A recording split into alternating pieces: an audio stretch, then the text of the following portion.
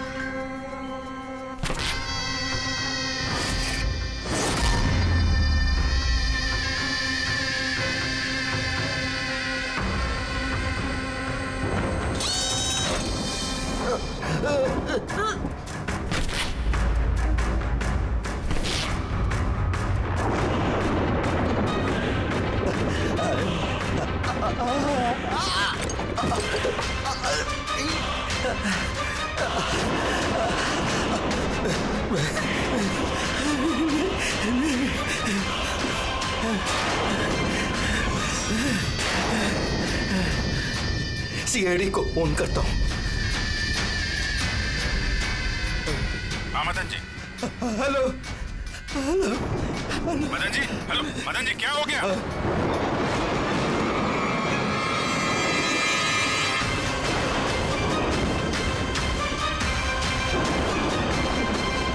नहीं नहीं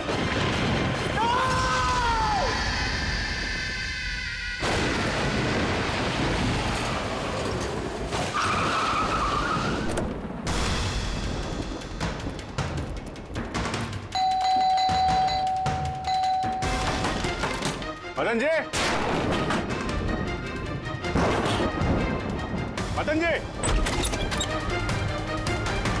मदन जी, मदन जी,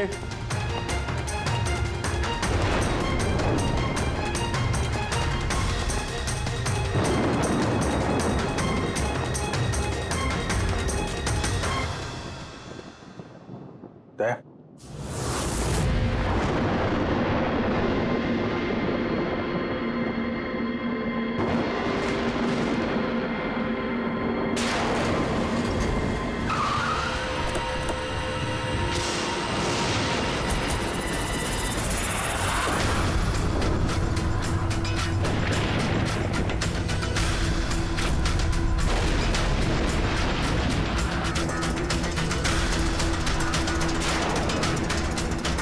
मदन जी, कौन है? कौन है? कौन है?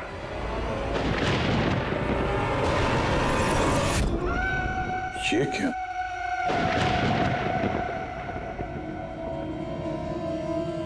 पुतला?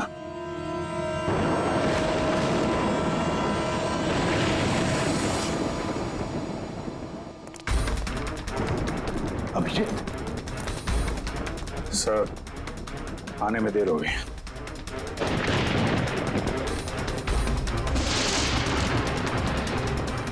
My God.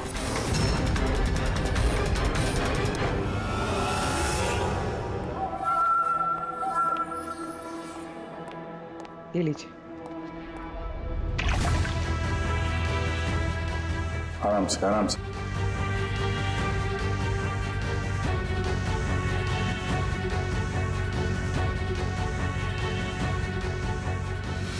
मदन जी, आप ठीक तो है ना? क्यों? क्या हुआ आपको? कोई है? वो मेरी जान लेना चाहता है। कौन? वो हर वक्त मेरे आसपास ही रहते, मुझे कभी अकेला नहीं छोड़ते, चाहे शायद इस वक्त भी मुझे देख रहे, सुन रहे।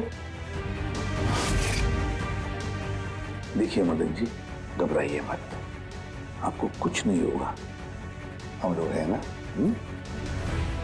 मदन जी, आप किसकी बात कर रहे हैं? कौन कौन आपके पीछे पड़ा हुआ है? पुतले, कठपुतलियां। कठपुतली है? हाँ,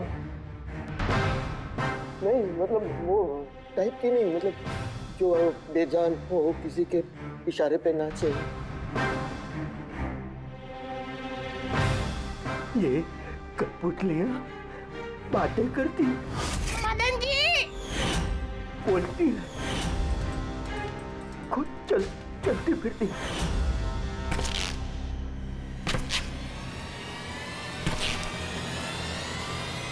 मदन जी, ओ मदन जी। बातें करने वाली कठपुतलियां। हाँ, मैं जानता हूँ आपको मेरी बात का यकीन नहीं होगा, लेकिन बात ये किसी को नहीं होगा।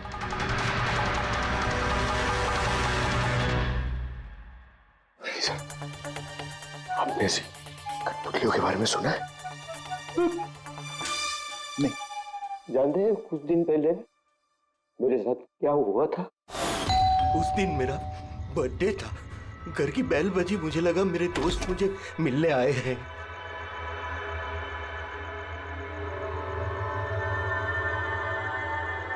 इतनी रात को किसने बेल बजाई होगी? कमाल है। मदन जी,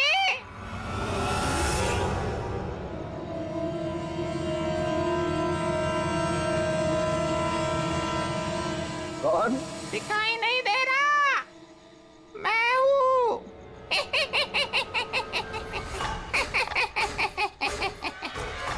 मैं ही हूँ, इतना हैरान होने की जरूरत नहीं। पता है यहाँ मैं क्यों आया हूँ? क्यों? तुम्हारी जान लेने। क्या? हाँ, तुझे जान से मारने। रवि, कविता, जल्दी यहाँ आओ। क्या हुआ भाई साहब? ये पुतला, ये इसने मुझे कहा कि ये मेरी जान ले लेगा। क्या? हाँ भाई साहब, ये बेजान पुतला है। हाँ, वही तो ये आपकी जान कैसे लेगा? भाई साहब, आप हमारे साथ मजाक कर रहे हैं क्या? हाँ, नहीं, कैसी बात कर रहे हो तुम रवि? हैं, मैं ऐसा बेहुदा मजाक क्यों करूंगा तुम लोग, और वो भी आज के दिन? अरे मैंने खुद सुना, इसने मुझे कहा कि वो जान ले लेगा। एक मिनट, मैं देखता हूँ। संभालना रवि। ये शांत।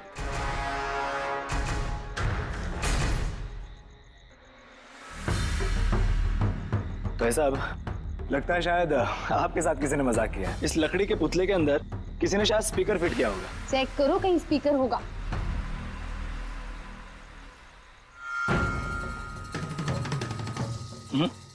नहीं, इसमें तो कुछ भी नहीं है। अब कहाँ है वो पुतला? कैसे होगा? मैं उसी टाइम उसे तोड़ मोड़ के जला के खत्म कर दी। धमकी दी थी मुझे, उसे मैं कैसे ऐसे ही छोड़ देता? क्या आपने वाकई देखा था? हाँ, मैं मदन जी, हो सकता है आपको कोई सपना अपना आया। वही अकेला देखा मैं, और एक बार नहीं, ऐसा मेरे साथ थोड़े दिन बाद भी। मुझे लगता है कि मदन जी को मारने का सबसे अच्छा तरीका ये है कि उनके सीने में चाकू घोंप दिया जाए। उससे तो पूरा फर्श खून से गंदा हो जाएगा। सबसे बेस्ट तरीका है मदन जी को जहर दिया जाए। एक काम करते हैं, क्यों ना उनका गला ही दबा दिया जाए? तो आप ही बता दीजिए मदन जी, आप कैसे मरना पसंद करेंगे?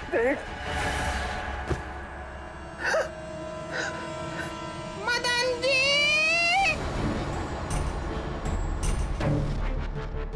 कहाँ चले?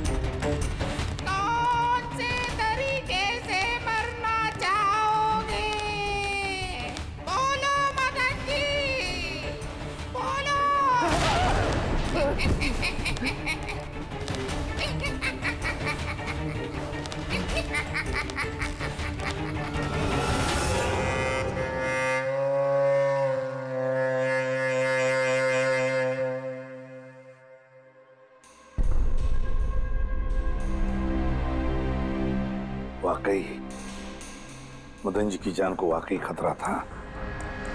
सही कह रहे थे, कोई वहम नहीं था। सर मतलब ये मदन जी का खून इस कठपुतली ने किया? क्या बकवास कर रहे हो यार, कठपुतली खून थोड़ी ना कर सकती है। तो फिर खून किसने किया होगा? उसी ने फ्रेडी, उसी ने जो कठपुतली का खेल खेलना जानता है। तो जब हम लोग यहाँ पर आए तब कठपुतली के हाथ में ये चाकू था। सारे सबूत तो इसी की तरफ इशारा कर रहे हैं। खून इसी ने किया है। भैया भैया प्लीज प्लीज ये भैया को। सर इस पुतले ने खुद नहीं किया।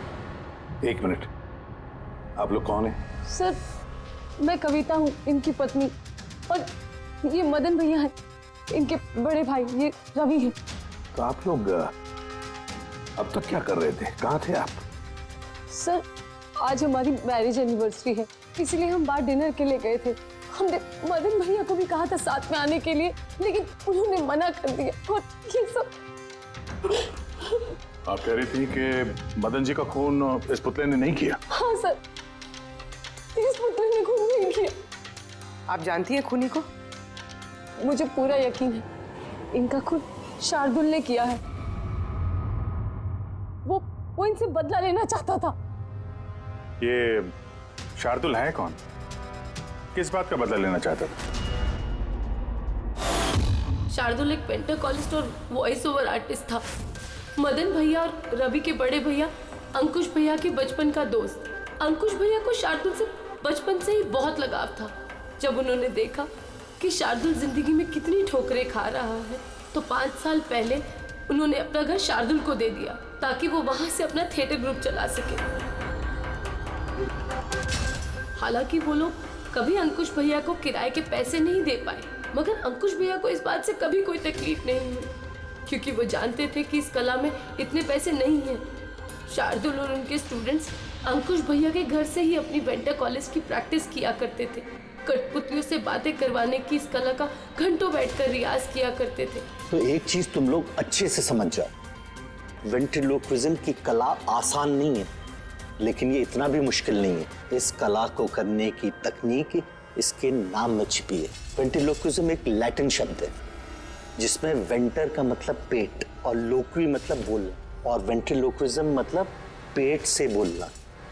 जैसे हेलो गौरव, कैसे हो तुम? फिर एक दिन अंकुश भैया गुजर गए और सब कुछ बदल गया।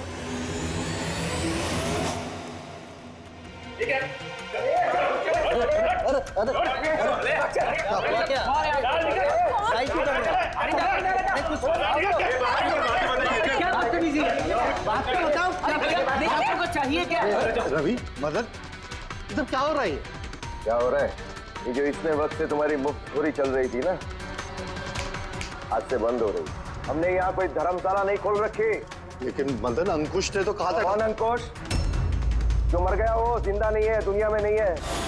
आज तक उसके तरीके से चलता था, अब मैं हूँ, मेरे तरीके से चलेगा। सुना तुमने? चलो जगह खाली करो। रवि समझा अपने भाई को। वो क्या समझाएगा मुझे? मैं समझता हूँ ना सब कुछ। और अगर यहाँ रहना ही है तो किराया देना पड़ेगा। किराया? हाँ किराया।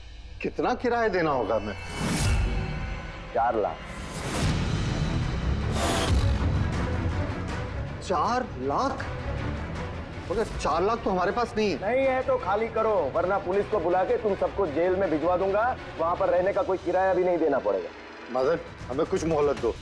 हम इतनी जल्दी कहाँ जाएंगे? मोहलत कुछ नहीं मिलेगी। बहुत सुन लिया मैंने, बहुत देख लिया तुम लोग का तमाशा। निकलो निकलो यहाँ से। अरे एक मिनट, जब तक आज तक का तुम किराया मुझे नहीं देते, ये जो सामान तुम्हारा पड़ा है ना, और ये क्या है, कठपुतलियां, वो सब मेरे कब्जे में रहेगी। अगर तुम ये भी हमसे छीन लोगे तो हम तुम्हारा किराया कैसे चुकाएंगे? वो मैं नहीं जानता। सर ऐसा मत कीजिए सर, हम आपके सारे पैसे चुका देंगे सर, प्लीज। सर आपको ये सब बेजान कठपुतलियां लगती हैं, मगर हमारी जिंदगी बसी है इन सब में। ए भाई ट्रेजेडी किंग, ये सब तुम्हारा मेलोड्रामा है ना, मेरे अंकुश भाई के पास चलता है, मेरे सामने नहीं। और ये क्या ये 4 लाख रुपया कमा के देगी ये कठपुतलियां। अरे 4 लाख क्या, 4,400 रुपये भी कमा के नहीं दे सकती है। जानते हो क्यों? क्योंकि ये कला खत्म हो चुकी है, जीरो। ये तुम्हारे गुरु है ना, कौन, शार्दुल, उसकी तरह किसी काम की नहीं है। लूजर है, लूजर ये। चले निकल निकल।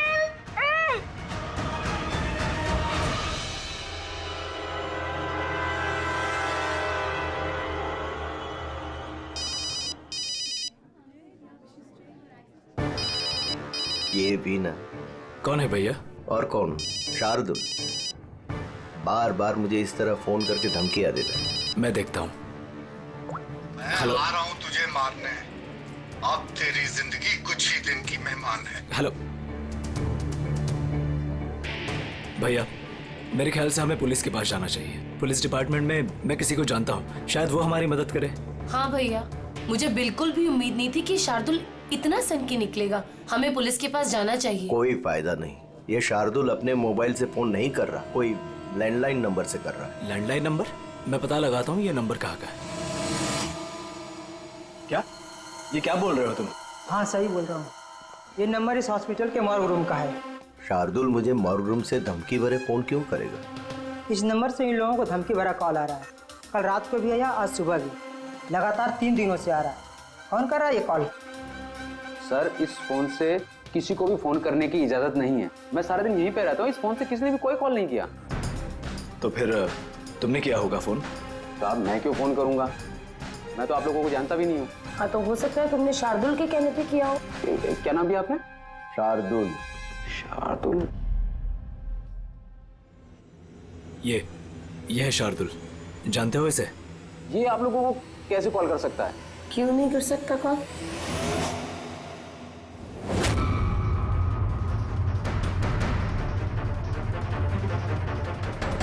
ये कैसे हो गया? शार्दुल 3 दिन पहले इनकी मौत हो चुकी है, तो फिर ये फोन कैसे कर सकते हैं? पर इनकी मौत हुई कैसे? इन्होंने शराब पी रखी थी, एक कार इनको उड़ा के चली गई, मौके पे इनकी मौत हो गई। अगर ये यहाँ मरा पड़ा है तो मुझे धमकी भरे फोन कौन करता था?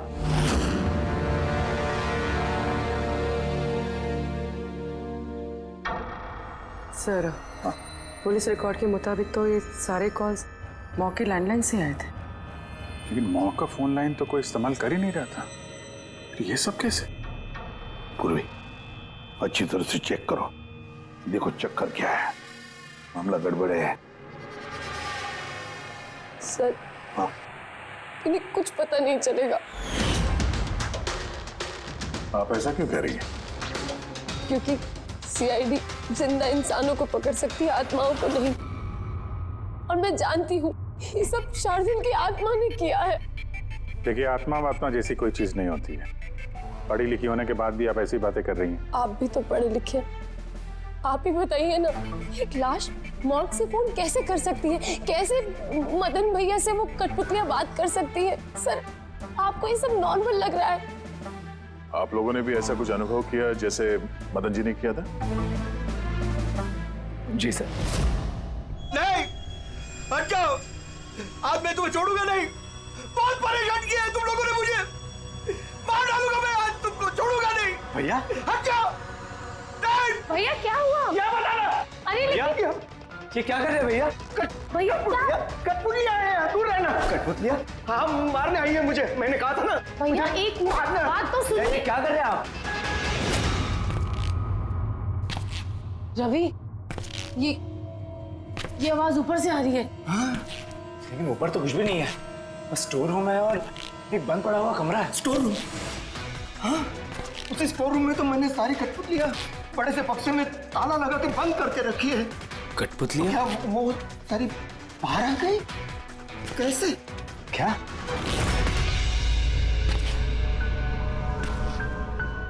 भैया आप डरिए मत, आइए ऊपर चलिए। रवि, लेकिन चलिए आराम से, संभल के।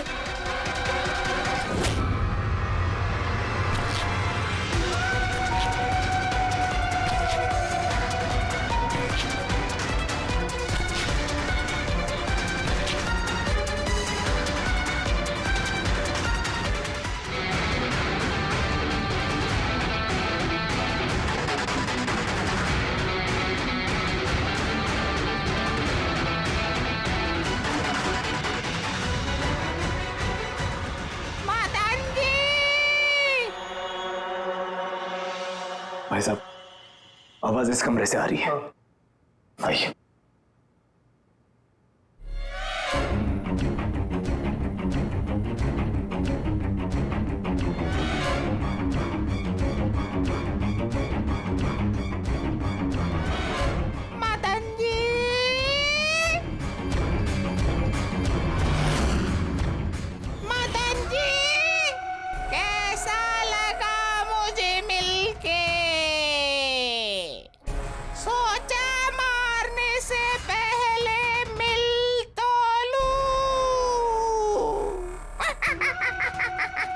मैंने कहा था बातें करते हैं। सर, मदन भाई साहब ने सभी कठपुतलियों को बक्से में बंद करके रखा था, लेकिन पता नहीं ये कठपुतलियां कहां से बाहर आ रही हैं। हमें वो बक्सा भी देखना है और वो कमरा भी जहाँ पर लोगों ने वो कठपुतली देखी थी। कहाँ है? सर, दोनों कमरे ऊपर ही है सर। चलिए दिखाइए। आइए सर।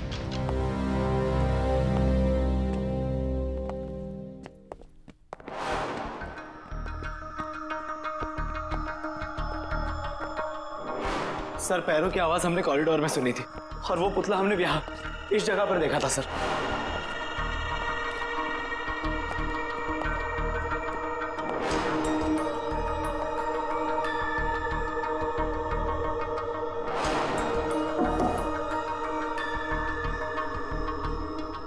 ये कमरा एकदम खाली क्यों है? सर, मैंने सोचा था कि यहाँ पर ट्रेडमिल और बाइसिकल रखूंगा और थोड़ी एक्सरसाइज करूंगा, पर कभी टाइम ही नहीं मिला।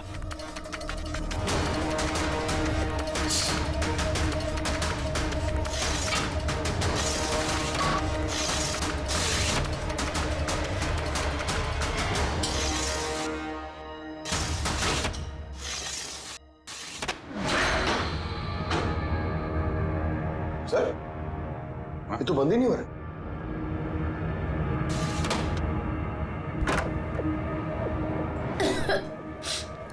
आइए सर। सर, यही वो पेटियां हैं जिनमें कठपुतलियां बंद थी। इधर लाइट ऑन करना। जी।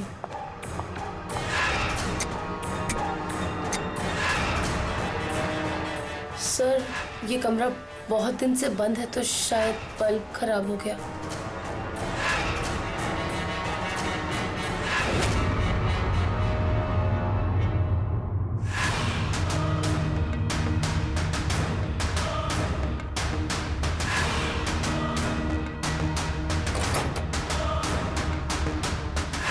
सर, सारे पेटियों पे ताला लगा है।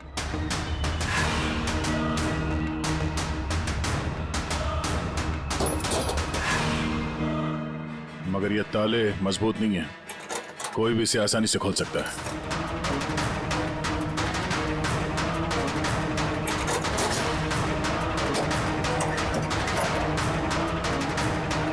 इतने सारे पुतले,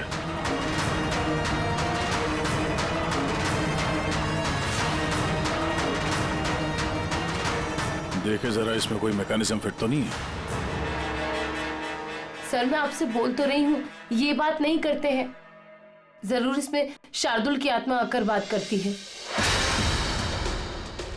अंदर कोई मैकेनिज्म या कोई स्पीकर तो है नहीं जिससे आवाज आ सके। सर, वाकई में ये सच बोल रही है। ना तो कोई मैकेनिज्म है और ना ही कोई स्पीकर, तो फिर ये कठपुतलियां बोल कैसे सकती है?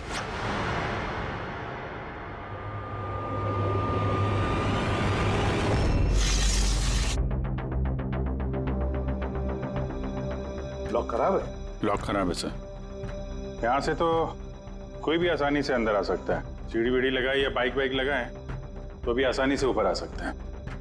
और जो भी कोई आसानी से इस कमरे में आ सकता है वो बक्से में बंद पड़े कठपुतलियों को उठाकर बाहर ले जाकर कहीं भी रख सकता है, जैसे यहाँ रखा था तुम लोगों को डराने के लिए।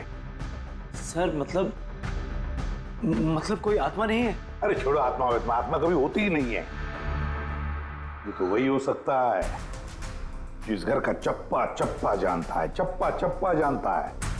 और तो और कठपुतलियों के बारे में भी अच्छी मालूमात रखता है। और ये हो सकते हैं शार्दुल के स्टूडेंट्स। शार्दुल के स्टूडेंट्स पता लगाना पड़ेगा ये शार्दुल के स्टूडेंट्स इस वक्त है कहां और कर क्या रहे हैं। हाय, मेरा नाम है फ्रीडा। मेरा नाम दीपेश।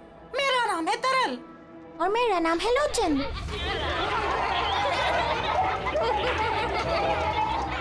आज मैं आप सबको एक बहुत ही अच्छी कहानी सुनाने वाली हूँ। नहीं, हमेशा तुम ही क्यों सुनाओगी कहानी? अरे, तो इसमें अर्जी क्या है? हाँ, फ्रीडा, तुम्हें हमेशा सबसे अच्छा रोल चाहिए होता है। हाँ दीपेश, तुमने बिल्कुल सही कहा। मेहनत हम करते हैं और फेमस तुम होती हो। तुम्हारी कठपुतली का भी यही कहना है। सर, समझ में नहीं आ रहा सर, ये कठपुतली बात कैसे कर रही है? अरे पंकज, एक कला है आवाज बदलने की कला। इसे कहते हैं वेंट्रिकुलिज्म। बिल्कुल, बात तो यही लोग कर रहे हैं, लेकिन लगता है कि ये आवाज कठपुतली के मुंह से निकल रही है। मगर सर, ये लोग कहाँ बात कर रहे हैं? देखिए ना, इनके तो मुंह भी नहीं चल रहे। देखो, मैं कह रहा हूँ मैं सबसे बेस्ट हूँ। यही तो कला है पंकज, बिना मुंह खोले इतनी साफ आवाज में बात करना। आवाज यहाँ पेट से निकलती है। वो आत्मा भी इसी कला की पैदाइश थी। उन पुतलों ने इसी कला के जरिए मदन जी से बात की थी और वो न्यूज रीडर्स ने भी। मगर सर, ये लोग तो कठपुतलियों को ऐसे हाथ से हिला रहे हैं सर। हाँ, तो ऐसे तो होता है पेट शो में। मगर सर, मदन जी ने वो पुतला देखा था, उसे तो कोई हाथ से नहीं हिला रहा था, नहीं कोई बात कर रहा था ऐसे। शायद कोई मैकेनिज्म फिट किया होगा उन पुतलों में जो किसी रिमोट कंट्रोल से ऑपरेट होता होगा। सर, मगर रवि ने बोला था कि उसके अंदर कुछ भी नहीं था, कुछ भी नहीं था। साउंड मैकेनिज्म नहीं मिला था, लेकिन उसके सर के अंदर कोई मैकेनिज्म था जिसकी वजह से उसका सर और मुंह हिल रहा था, जो शायद रवि को दिखा नहीं। सी कठपुतलियां बनाना शार्दुल या उसके किसी स्टूडेंट का ही काम हो सकता है, जो मदन जी के घर का चप्पा चप्पा अच्छी तरह से जानता है। इन्हें पता होगा उस खिड़की के बारे में जिसका लाश टूटा हुआ था। घर में घुस के जगह जगह कठपुतलियां लगाना और उनसे बातें करवाना तो इनके बायत का खेल है।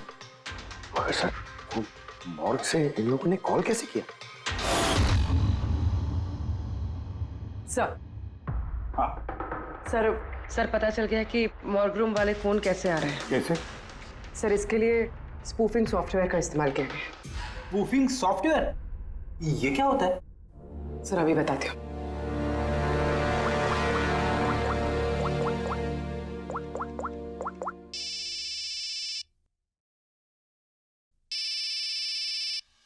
अरे यार, मेरी वाइफ को भी अभी फोन करना था। सर, मैं बिजली का बिल भरना फिर से भूल गया हूँ। शायद बिजली कट गई होगी। डांटने के लिए मुझे फोन किया होगा। फोन उठाऊं क्या? ले लो, जाओ जल्दी बात करो। हेलो, हाँ, मैं घर आने से पहले बिजली का बिल भर दूंगा। क्या फ्रेडी सर, इस बार बिजली कट ही जाएगी। अरे पूर्वी, तुमने फोन किया? मगर ये तो मेरी वाइफ का फोन नंबर है। पूर्वी, ये कैसे किया? सर, ये तो स्पूफिंग सॉफ्टवेयर का कमाल है। फोन कहीं से भी करो, नंबर वही दिखाओ जो आप चाहते हो। ये सॉफ्टवेयर तुम्हें मिला कहाँ से? सर, साइबर यूनिट से लिया है। सर, इसकी मदद से सिर्फ नंबर ही नहीं बल्कि इंसान अपनी लोकेशन भी गलत बता सकता है। अरे बाप रे सर, ये तो बड़ा खतरनाक सॉफ्टवेयर है। हाँ, खूनी ने मॉर्ग का नंबर इसलिए चुना ताकि हमें लगे कि ये सारा चक्कर शार्दुल की आत्मा का है। शार्दुल की आत्मा का। अच्छा बच्चों, आप लोगों को मिलके बहुत मजा आया। अगली बार फिर मिलेंगे। बाय। संभाल के बच्चे, संभाल के। Bye bye. Bye bye. जी कहिए, क्या मैं आपकी मदद कर सकता हूँ? जी हाँ, आप लोग मदद नहीं करेंगे तो और कौन करेगा। दरअसल हम ये जानना चाहते हैं कि मदन जी को डराने का प्लान आप में से किसका था? हम लोग कुछ समझे नहीं। अच्छा, तुम लोग भी नहीं समझे? हाँ? नहीं सर। अभी नहीं समझा? मैं निर्दोष बहुत हंसी आ रही है। हाँ, एक आदमी की जान चली गई, तुम सबको बहुत हंसी आ रही है। जान? किसकी जान? मदन जी की। खून हुआ है उनका, सीआईडी से हम लोग। सीआईडी? जी हाँ, सीआईडी। और हमारे शक के दायरे में हो तुम सब।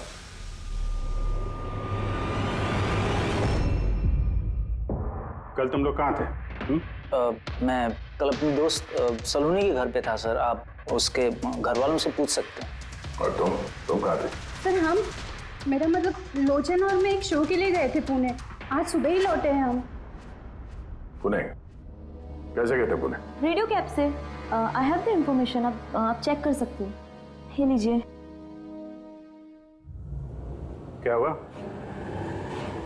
बहुत पसीने छूट रहे हैं तुमको? हाँ? तुम कहाँ थे कल रात? सर वो मैं बताता हूँ। तुम कल रात मदन के घर में थे या नहीं? हाँ था मैं वहां, लेकिन मैंने किसी को नहीं मारा। क्या करने गया था फिर वहां? हाँ? सर हम तो बस मदन को सबक सिखाना चाहते थे। जो कुछ उसने शार्दुल सर के साथ किया वो बहुत गलत किया। और हाँ, आज अगर शार्दुल सर हमारे बीच नहीं है तो वो सिर्फ एक इंसान के कारण, वो है मदन। उनके कारण ही उन्होंने दारू पीना चालू किया और वक्त से पहले गुजर गए। तो तुम लोगों ने सोचा खून के बदले खून? नहीं नहीं सर, हम बस डराना चाहते थे। गौरव का प्लान था ये। हाँ सर, गौरव ने कल रात मुझे फोन करके बुलाया था, तकरीबन 11:30-12 बजे के आसपास। लेकिन मैं थोड़ा लेट हो गया और 12:30 बजे पहुंचा।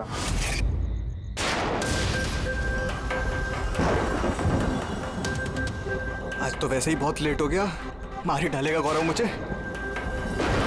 चला गया शायद अंदर, किससे इशारा कैसे करूं?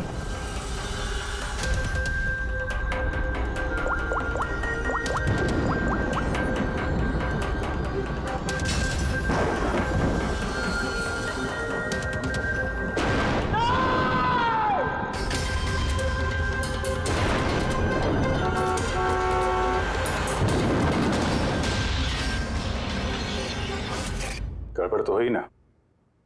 मदन जी का खून हुआ रात में। सर मेरा इस खून से कोई लेना देना नहीं है। और गौरव का? सर ये तो गौरव ही बता सकता है ना। ठीक है, बुलाओ गौरव को। कहाँ है वो? गौरव तो फिलहाल गोवा में। गोवा? गोवा किस लिए? सर ये पता नहीं। उसको बचाने की कोशिश मत करना, वरना खुद बच जाओगे, समझे? नहीं सर, ऐसी बात नहीं है। कल रात को जब मैंने उसे फोन किया तो उसका फोन बंद आ रहा था। आज सुबह उसका मैसेज आया मेरे पास। मैसेज? इधर सर कल रात कुछ ऐसा हुआ जो नहीं होना चाहिए था। मैं गोवा पहुंच गया हूँ कुछ दिन छुपने के लिए। लेकिन ये गोवा पहुंचा कब और कैसे? जब हम लोग क्राइम सीन पे पहुंचे तो वो वहां पे था नहीं। हाँ, अगर हम मान भी ले कि जब हम लोग वहां पर पहुंचे उससे ठीक पहले वो वहां से निकला था, तो वो गोवा कैसे पहुंच सकता है? खून हुआ रात के 1 बजे, उसके बाद हम लोग वहां पहुंचे और रात को कोई फ्लाइट तो है नहीं गोवा जाने वाली। सर अगर फ्लाइट से नहीं और बस से या फिर गाड़ी से गया हो तो? नहीं पंकज, ड्राइव करके गोवा पहुंचने में कम से कम 12 घंटे लगते हैं और ये मैसेज आया है सुबह 9 बजे। मतलब गोवा पहुंचने से पहले ही उसने मैसेज कर दिया कि वो गोवा पहुंच चुका है। पंकज जरा पता करो गौरव के मोबाइल की लास्ट लोकेशन क्या थी। नंबर देना गौरव का। ओके जी, thank you thank you. Sir Gaurav का आखिरी लोकेशन मदन जी का बंगलो ही था और कल रात 11:30 बजे उसका फोन बंद हुआ। 11:30? Hello, thank you sir. Gaurav Kumar नाम का कोई भी आदमी गोवा के किसी भी फ्लाइट में नहीं था, ना आज सुबह ना कल रात को। और तो और सर ये किसी भी एयरपोर्ट के सीसीटीवी फुटेज में भी दिखाई नहीं दिया। मतलब अपना शक सही निकला, गौरव यही है उसने या फिर किसी और ने उसके फोन से ये मैसेज भेजा है कि वो गोवा गया है। लेकिन सर कोई ऐसा करेगा क्यों? वो तो अभी पता नहीं है फ्रेडी, लेकिन एक बात समझ में नहीं आ रही। गौरव जी को मदन जी को मारना था तो वो कभी भी मार सकता था। ये डराने का ड्रामा क्यों? ये चारों लोग मिलकर ये जो कठपुतली का गेम खेल रहे थे। और तो और जब उसने मदन जी को मारा तो इसके बारे में अपने दोस्तों को बताया भी नहीं। यहाँ पे कुछ पेच है। इसका एक ही मतलब है बॉस, या तो गौरव को हड़बड़ी में मदन जी को मारना पड़ा जब वो पकड़ा गया, या फिर गौरव नहीं, कोई और ही है। सर अगर खूनी कोई और है तो फिर ये गौरव कहाँ है? हो सकता है खूनी ने गौरव को मार के उसे गायब कर दिया और हमारे सामने ऐसे सबूत डाल दिए जिससे हमें ये लगे कि वो हमसे छुप रहा है, गोवा में है। ये लॉक टूटा हुआ है। इसी खिड़की से गौरव और उसके साथी अंदर आते थे मदन जी को डराने के लिए। अगर ये गौरव कल रात यहाँ पे आया था और उसके बाद से गायब है तो हो सकता है उसके साथ जो कुछ भी हुआ यही हुआ। अगर यहाँ उसके साथ कुछ हुआ है तो कुछ ना कुछ ट्रेसेस तो मिलने चाहिए। ल्यूमिनेंट टेस्ट करके देखते हैं। पूर्वी चलो।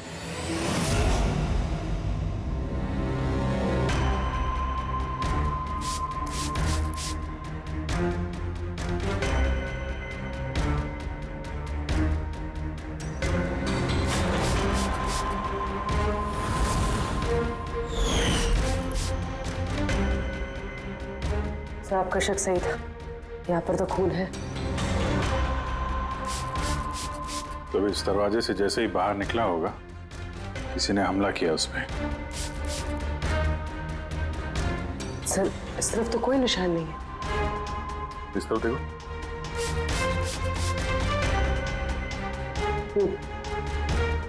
आगे देखो।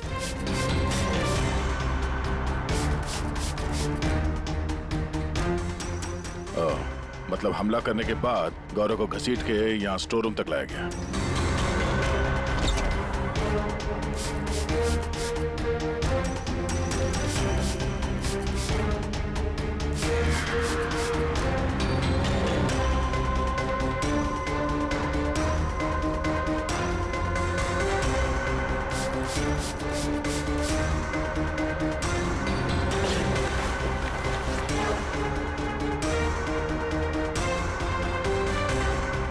सर खून की बूंदें तो यहाँ तक है, मतलब गौरव को यहीं पर।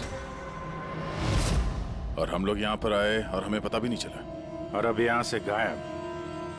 लगता है अब बॉडी को ठिकाने लगा रहे होंगे इस घर के लोग।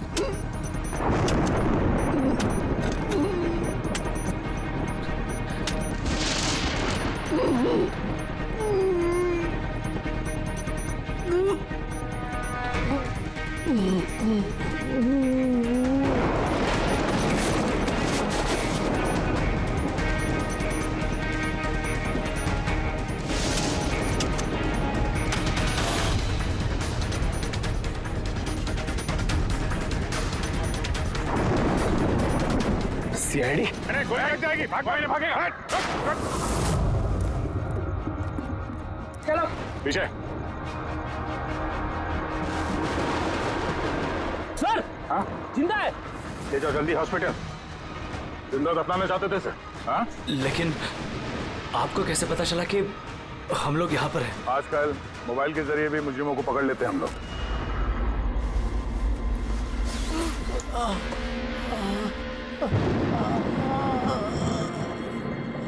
चल मान लेके जाओ जल्दी। आजा।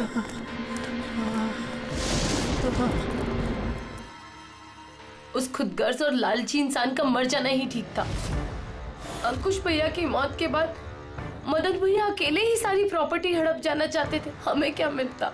ठेंगा। हमने ये प्लान तब बनाया जब घर में वो कठपुतलियों वाले हादसे होना शुरू हुए। हम जानते थे सर कि कोई आत्मा वात्मा का चक्कर नहीं है, इसीलिए हम एक रात जागे ताकि इस कठपुतली के राज से पर्दाफाश कर सके। और फिर तुम लोगों ने गौरव को पकड़ लिया। हाँ।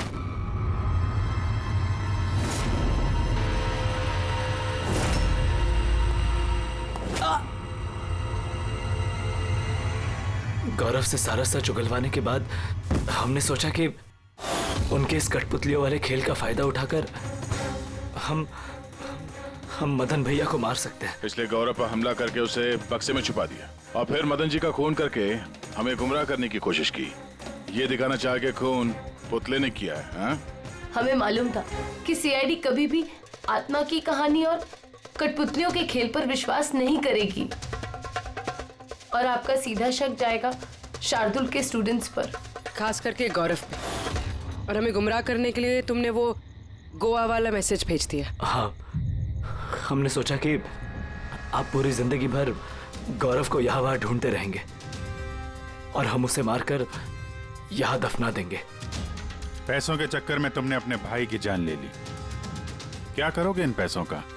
अब ये पैसे ना तो तुम्हें जेल की सलाखों के पीछे जाने से बचा सकते हैं और ना शायद फांसी के फंदे से।